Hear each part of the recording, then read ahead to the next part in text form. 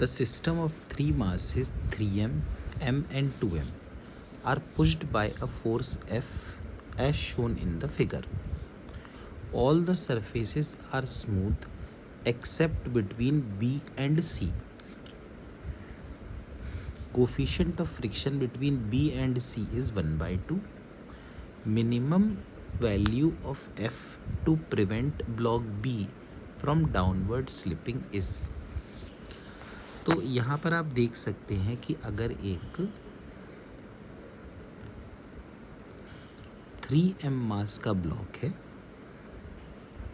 फिर इससे यहाँ पर एक m मास का ब्लॉक जुड़ा हुआ है और एक 2m मास का ब्लॉक है और ये ग्राउंड स्मूथ है और फोर्स लग रही है F, तो ये टोटल मास है 3m plus m plus 2m यानी 6m और इस पूरे का एक्सेलरेशन कुछ a होगा। तो हम लिख सकते हैं कि F is equal to 6m into a, यानी एक्सेलरेशन बन जाएगा F अपॉन 6m। ठीक है, अब अगर हम इस 2m का FBD बनाएं तो ये जो 2m है इस पर एक तो लग रहा होगा 2mg, एक लग रहा होगा n, m की वजह से एक r लग रहा होगा इधर, और m अगर नीचे गिरेगा तो m पर फ्रिक्शन लगेगा ऊपर की तरफ, बदले में इस पर फ्रिक्शन लग रहा होगा नीचे की तरफ, और ये भी a एक्सेलरेशन से जा रहा है।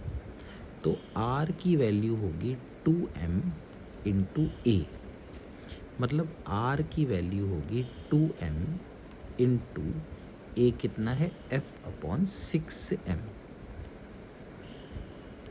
तो ये कैंसिल हो गया। तो देखिए r जो आया reaction force between m and 2m वो F अपॉन 3 के बराबर आ गया। अब अगर r की वैल्यू F अपॉन 3 आ रही है तो मैं स्मॉल m को देखता हूँ। देखो स्मॉल m का FPD बनाता हूँ। स्मॉल m पर नीचे की तरफ स्मॉल mg लग रहा है, स्मॉल m पर एक F लग रहा है ऊपर, ये जो 2m है ये इस पर r लगा रहा है, और इधर से 3m जो है वो कुछ r डैश लगा रहा है।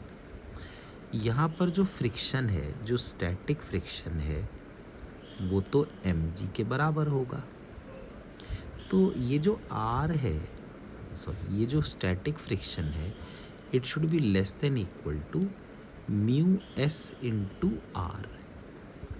तो स्टैटिक फ्रिक्शन आया mg, it should be less than equal to mu s into R. So what is r? r is F/3। तो अब देखते हैं इन्होंने कुछ वैल्यू अगर दी हो तो। देखिए इन्होंने म्यू की वैल्यू दे रखी है 1/2, इसका मतलब mg is less than equal to 1/2 और F/3, मतलब कि 6mg is less than equal to F। तो F की जो मिनिमम वैल्यू होगी वो हो जानी चाहिए 6mg। तो इसका मतलब ये है कि जो आंसर सही होगा वो है 6mg।